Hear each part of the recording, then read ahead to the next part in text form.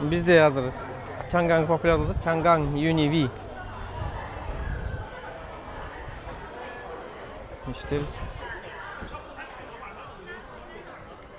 biz hem жеңил машиналар эле сатпайбыз, ушун үчүн эми кызык болгон үчүн тартып коюп атабыз.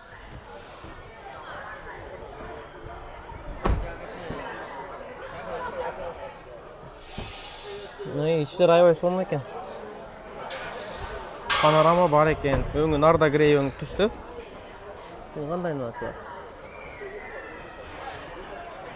Бул жактары карбон.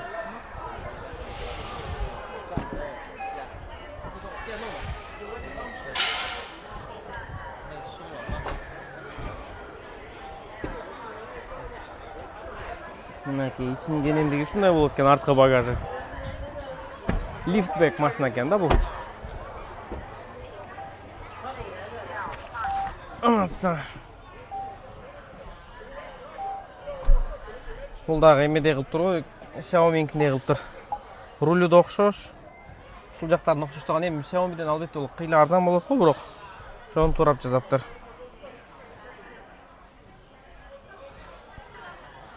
Мынакей ичи ушундай.